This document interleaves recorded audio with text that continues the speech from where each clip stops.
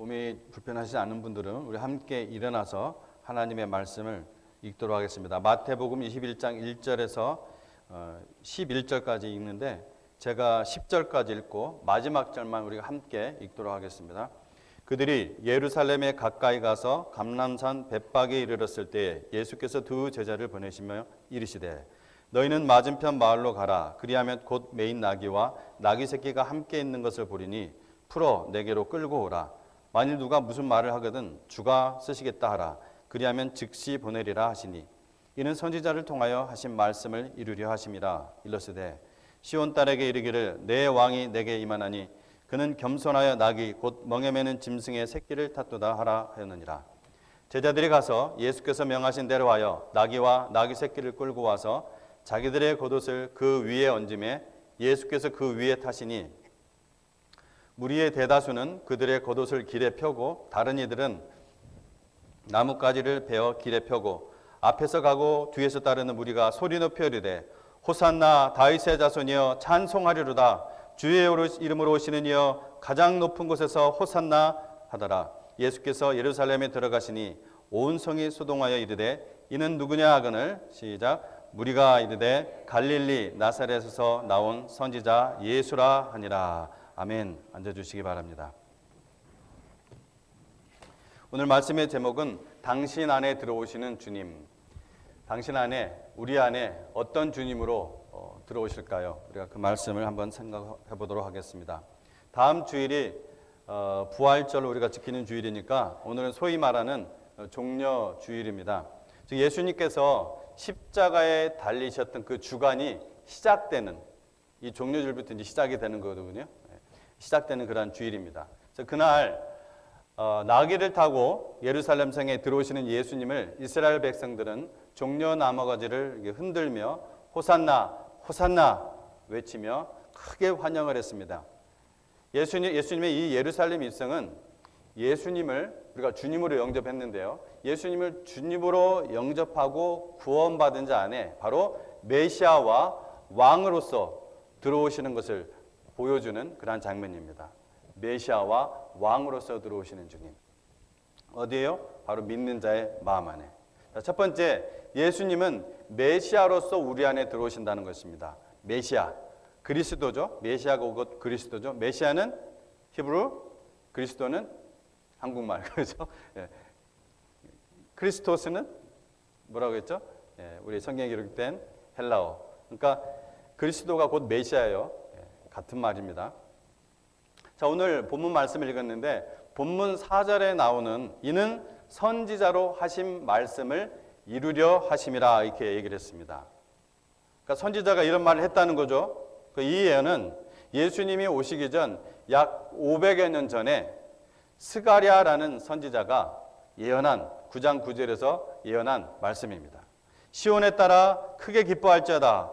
예루살렘에 따라 즐거이 부를지어다. 보라 내 왕이 내게 임하나니 그는 공의로우며 구원을 베풀며 겸손하여서 나귀를 타나니 나귀의 작은 것 곧 나귀 새끼니라. 이렇게 예언을 했습니다. 예수님이 오시기 전 500여 년 전에. 그러니까 태조, 우리나라 말하면 이조, 그 태조가 조선을 세울 때 나중에 고종이 에 있었던 일들을 다 예언을 했다는 거예요. 그런 시간적 흐름입니다. 유대인의 가장 큰 명절인 유월절을 지키기 위해서 여러 나라에 흩어져 사는 수많은 유대인들이 예루살렘 성에 속속 들어오고 있었습니다. 이때가 이제 굉장히 큰 명절이에요. 유월절이. 그래서 그들은 예수님이 나귀 새끼를 타시고 입성하실 때 종려나무 가지를 꺾어서 그것을 막 흔들기도 하고 또 가시는 그 길에 종려나무 그 잎을 깔기도 하고 하면서 소리를 질렀습니다. 호산나 다윗의 자손이여 찬송하리로다. 주의 이름으로 오시는 이여. 아주 막 크게 그 군중들이 막 소리를 막 질렀습니다. 당시 유대인들이 외친 이 호산나, 사실 이 호산나는 아람어예요. 이 아람어인데 본래 히브리어 호시아나. 이 호시아나에서 유래된 단어입니다.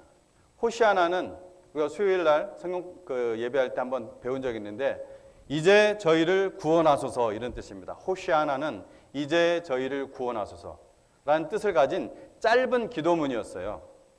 그런데 이것이 시간이 흐르면서 이게 아람어 호산나로 되면서 본래의 의미로부터 약간 변형이 됐습니다. 그래서 어떤 의미가 되었냐면은 어떤 왕이 행차할 때 혹은 예언된 그 메시아가 올 때 막 소리를 지르면서 만세 만세 찬양합니다. 후레이 뭐 영어로 하면 그런 의미로 그냥 아주 단순한 의미로 그렇게 변형이 됐습니다. 아무튼 본래 의미는 뭐라고요? 이제 나를 구원하소서, 이제 우리를 구원하소서 이런 의미를 갖고 있습니다. 여러분 누가 구원할 수 있습니까? 오직 하나님께서 예언하신 오직 성경에 기록된 그 메시아, 그 왕이 구원하실 수 있는 것입니다. 이렇게 예수님을 향하여 호산나 외치던 사람들이 3일 뒤에 어떻게 했습니까? 십자가에 못 박으소서, 십자가에 못 박으소서 소리 질렀잖아요. 다 하나 돼가지고서. 아니 3일 전에 호산나 호산나 막 하던 사람들이 3일 뒤에 호산나 십자가에 못 박으소서, 십자가에 못 박으소서. 사실 우리 누구죠?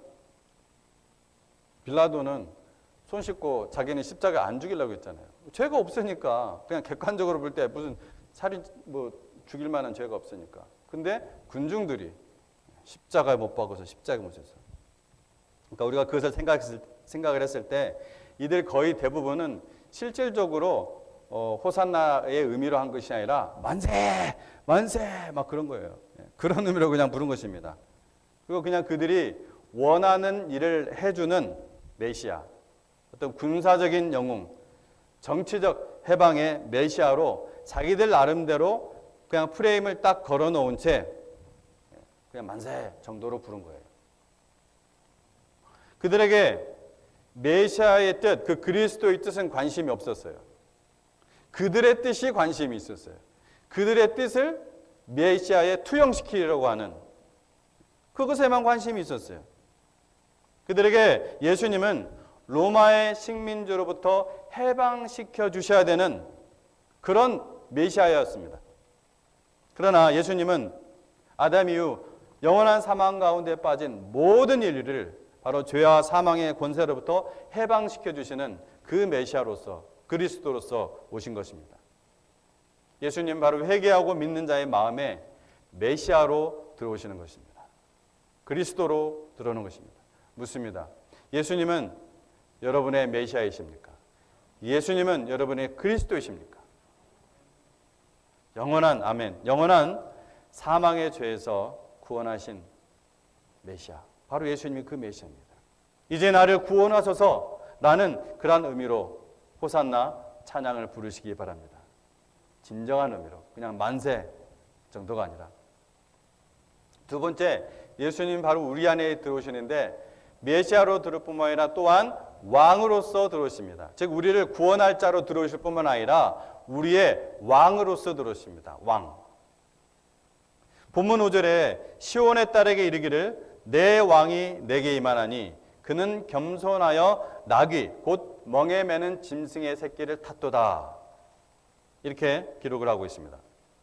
여러분 나귀를 타서 겸손한 것이 아닙니다. 그렇게 잘못 알고 있는 분들이 많은데 나귀를 타서 겸손한 것도 아니고 또 겸손함을 나타내기 위해서 나귀를 탄 것도 아닙니다. 그것은 잘못된 상식에 의한 오해입니다. 예를 들어서 로마 황제처럼 말을 안 타고 들어오고 나귀를 타고 들어왔으니까 겸손하다라고 하면은 뭐가 좀 그럴듯하고 드라마틱하게 들리죠. 또 우리 성경은 그는 겸손하여 나귀 새끼를 탔다 이렇게 번역이 되어 있어서 좀 혼동을 주죠. 근데 모든 성경 원어학자들에 의하면 이것은 전혀 인과관계가 아닙니다. 문법적으로. 나귀를 탔다는 것은 오히려 다른 의미, 굉장히 중요한 의미가 있어요. 겸손적이 아니라 다른 의미가 있습니다. 더 중요한 의미를 담고 있어요. 고대에 이 나귀는 짐을 싣는 그러한 짐승으로 사용되기도 했지만 고대 이스라엘에서 이스라엘뿐만 아니라 대제국 외에는 어떤 그 부족의 왕은 어떤 나라들은 왕의 즉위식이나 행사 혹은 행차에서 왕이 타기 위해 선별된 짐승이었어요. 뭐가요? 나귀가. 그래서 다윗도 그랬어요. 전쟁 나갈 때만 말을 타고. 그래서 이 특별히 흰 나귀는 이스라엘에서는 왕궁에 바쳐졌다고 합니다. 흰 나귀는. 즉 예수님은 참 이스라엘의 왕이심을 선포하신 거예요. 이스라엘 센터, 그 예루살렘 성에 들어오실 때 자신이 지금까지 사실 예수님하고 모습과는 전혀 달라요. 자신을 계속 감추셨어요. 그런데 이제 십자가 달리시기 이제 며칠 전에 완전히 다른 모습을 보이시죠. 자기가 바로 참 이스라엘의 왕이심을 선포한 것입니다. 여러분 누가 참 이스라엘입니까? 예수 그리스도를 믿고 순종하는 자들이 바로 참 이스라엘이라고 로마서는 우리에게 가르쳐주고 있죠. 그래서 나귀 새끼는 1살에서 4살까지 된 나귀를 그냥 이야기하는데 사람이 아직 아무도 타보지 않은 그 나귀를 의미합니다. 그래서 어미가 옆에서 따라가 주는 거예요. 즉 혈통적 이스라엘이 아닌 새 이스라엘, 참 이스라엘의 새 왕이 들어오는 것을 보여주는 것이 바로 나귀 새끼를 타고 예루살렘에 입성하는 거예요. 그래서 나귀는 사실 왕을 상징합니다. 오히려 이스라엘 백성들의 환호를 받으실 때 예수님의 마음은 어땠을까요? 기쁘셨을까요? 환호를 받으면서도 슬퍼할 수밖에 없었을 것 같습니다. 왜요? 그들의 속이 다 보이니까. 그들 속을 다 알고 계시니까. 그들은 예수님을 단순히 이스라엘 백성들의 정치적인 문제, 해방군의 대장 정도로 기대하고 있었던 것이죠. 요한복음 1장 11절의 말씀처럼 예수님이 자기 땅에 오매 자기 백성이 영접하지 아니했다는 그 말씀대로 그들은 예수님을 성경에 예언된 그 메시아, 그 왕으로 영접하지 않았습니다. 회개하고 믿음의 눈을 뜨지 않으면은 그분을 왕이신 메시아로서 맞이할 수가 없습니다. 그래서 우리가 항상 믿음의 눈이 띄어지는 그 은혜를 우리가 사모해야 됩니다. 구원은 오직 은혜로 말미암습니다. 예수님이 예루살렘에 들어가셨을 때 기뻐할 수 있었던 것은 오직 아이들 때문이었습니다. 아이들. 바로 그 어른들은 머릿속에 온갖 이기적인 욕심을 생각하지만 우리 아이들은 만왕의 왕이시다 하니까 그 말만 듣고 진짜 왕인 줄 알고 그대로 믿고 아이들은 열심히 소리 지르면서 환영을 한 거예요. 예수님 진짜 왕으로 모신 거예요.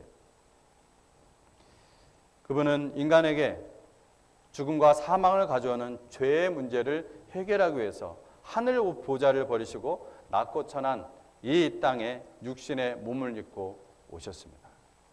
우리 주님의 그 오심은 우리를 지배하고 또 이렇게 괴롭히는 그 원수 마귀의 사탄의 세력을 바로 십자가의 그 죽음과 그 부활의 능력으로 파멸시키시고 우리를 구원하시려고 오신 바로 왕이십니다. 사실 믿는 사람들이든 심지어 믿지 않는 사람들이든 제가 만나본 분들은 예수님을 싫어하는 사람은 없어요. 그분이 내 생활을 책임져 주시는 목자로, 보호하시는 목자로 오시는 것은 환영합니다. 모든 것을 깨닫게 해주시는 스승으로 오시는 것은 환영합니다. 그러나 왕으로 모시기는 원치 않습니다. 왜 그런가요?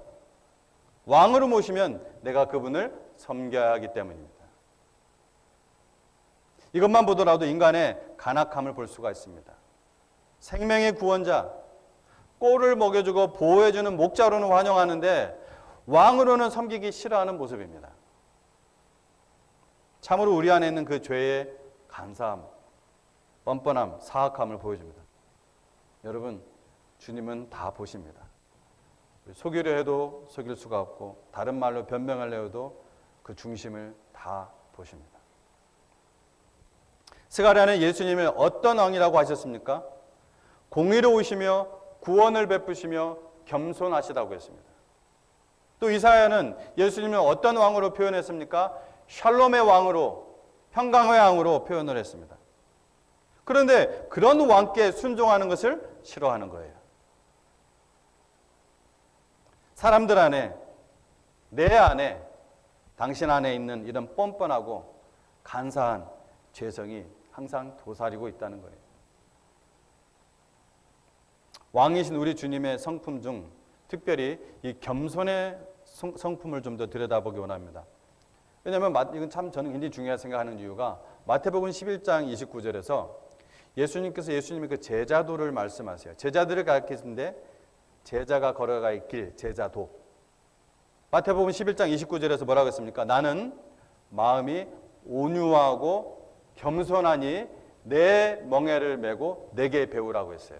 내게 배우는데 어떤 멍에를 메라고요? 온유와 겸손.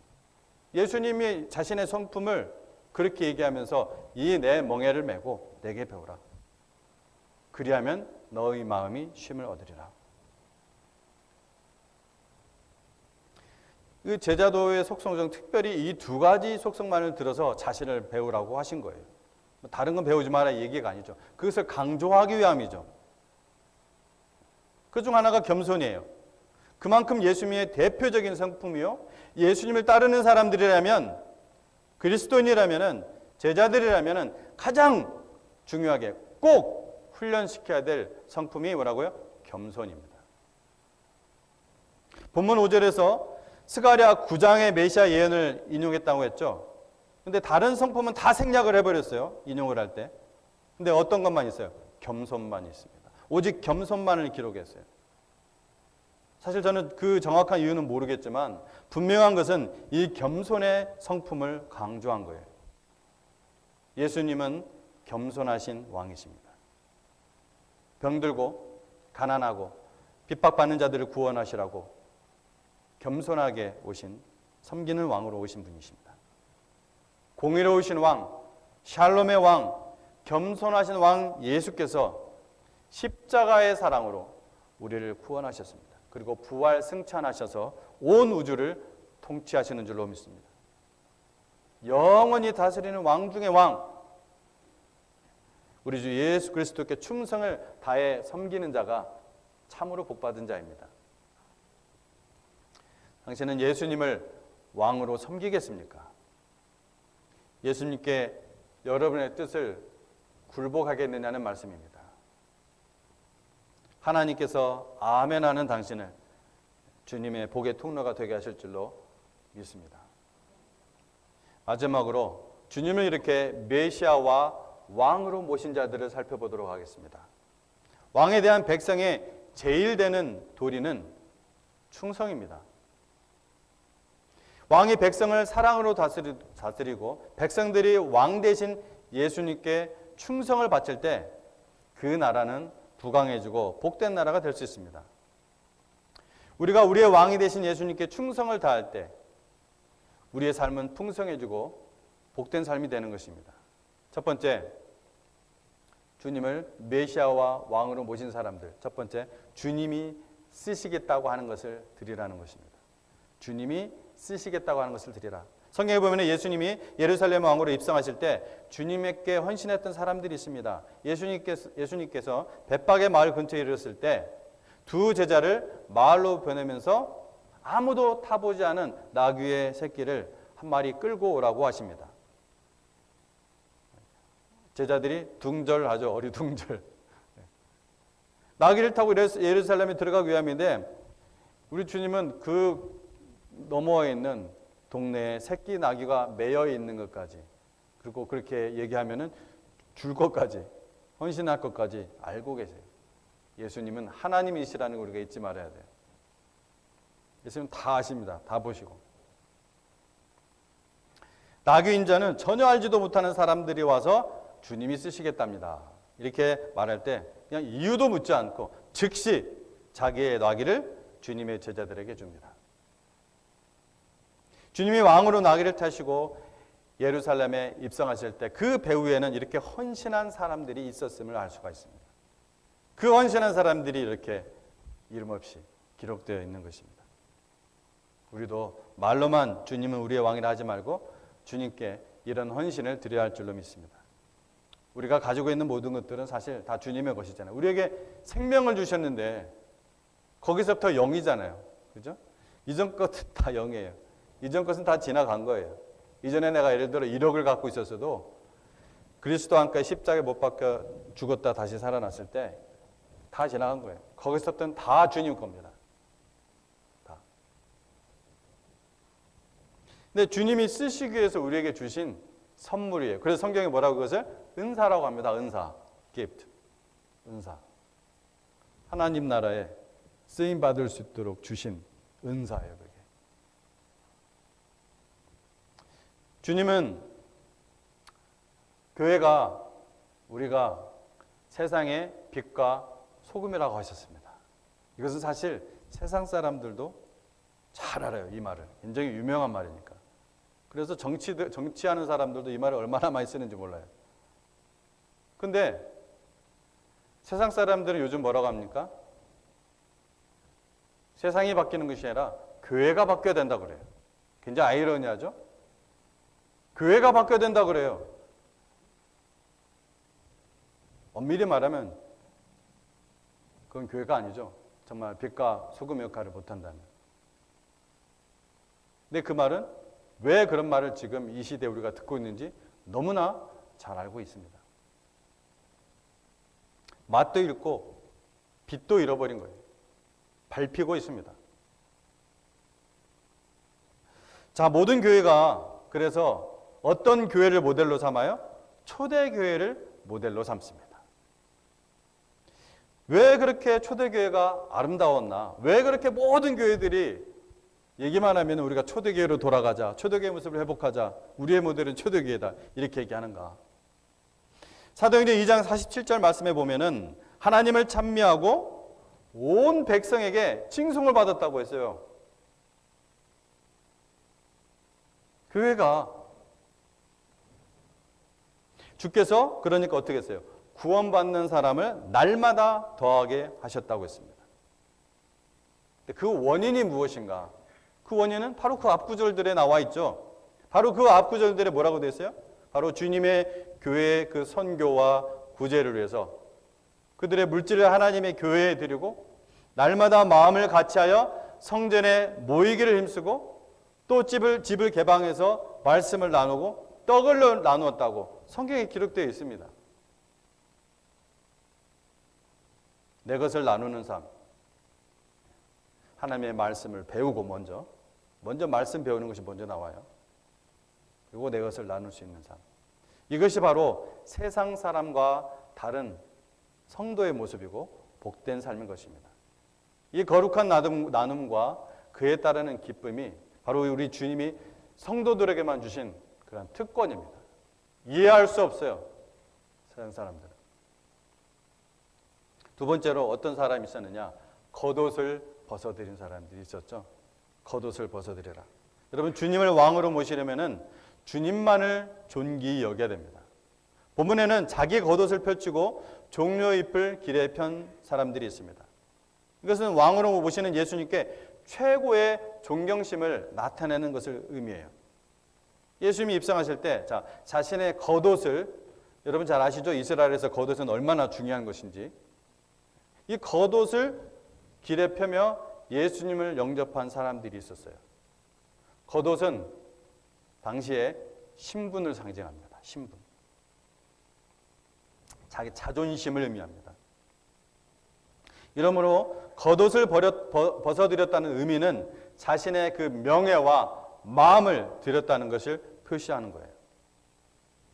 여러분들의 주님을 높이기에 자신의 명예를 더럽히면서까지,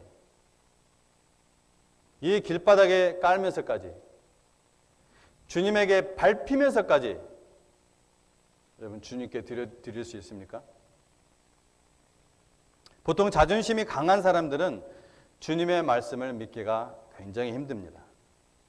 왜? 논리적이지 못하고 과학적이지 못한 것을 받아들인다는 것이 자신의 자존심을 상해하기 때문에 그래요. 그들에게는 비논리적이고 비과학적이지만 구원받아 눈이 열린 사람들에게는 초논리적이고 초과학적인 것이죠. 자기 지혜나 지식으로 하나님을 판단하는 자는 결코 복음을 믿을 수 없습니다. 그 복음의 비밀을 깨달을 수가 없습니다. 왜? 이사야가 하나님의 말씀을 이렇게 대언을 하죠. 내가 지혜 있는 자들의 지혜를 멸하고 총명한 자들의 총명을 폐하리라. 즉 교만한 자들은 결코 복음을 깨달을 수 없게 하시겠다는 거예요. 여러분, 하나님은 교만을 가장 싫어합니다. 제가 성경을 읽어본 바로는, 제가 지금까지 수십 년 동안 주님을 알고 성경을 읽어본 바로는 하나님이 가장 싫어하는 것이 교만이에요. 교만. 다른 거 아무리 잘해도 소용없어요. 교만은 하나님이 가장 싫어하는 것입니다. 지금까지 아무리 잘했어도 바로 하나님이 쳐버리십니다. 모세 같은 사람. 교만이 가장 무서운 죄악이에요. 하나님이 가장 싫어하니까.